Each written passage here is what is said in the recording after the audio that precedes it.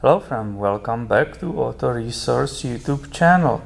This is 2006 Nissan Frontier and let's use it as an example how to diagnose and replace the climate control blower motor.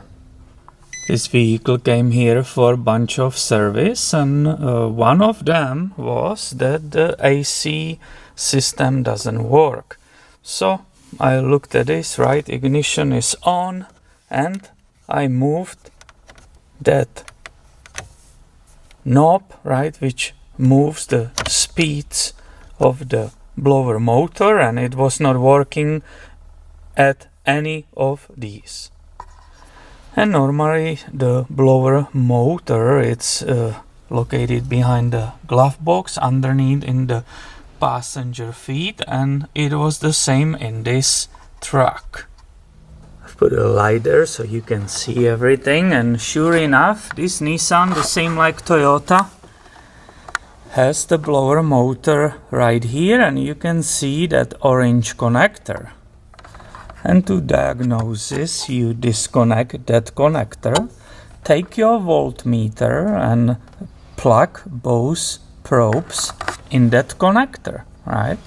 Then when ignition is on, you will check that when this knob is at 0, there's no electricity, right? And when you put it to 1, 2, 3, 4, there will be 12 volts or variable numbers happening at that connector, and that basically gives you a clue that that blower motor is bad. I already replaced that unit, so you can see here that's the connector, right, to the blower motor. That entire assembly is there upside down like this, right, and as you can see it's held by the 3 bolts. They are very tiny and you need a socket on Nissan and Toyota which is 5.5 millimeters. And trust me, 5 will be too small, 6 will be too big. You really need that 5.5. If you want to double check that this motor is really bad and you don't trust yourself, you want to be absolutely sure, it's very simple. You can take the source of 12 volts, right, and use 2 jumper cables and try to hook the connectors, and you will see the motor will not move because it's really bad. So now let's see if that repair was successful, right? I have brand new blower down there, perfectly installed, everything is nicely hooked. To check it, I don't have to start the engine, I just put it in that on position, right? Let me do that. Come on, baby. It's hard to hold the camera and turn it. Different key actually. My apologies. Right? So all needs to go on, right? And now it should start blowing, right? On the 1, nothing. On the 2, nothing.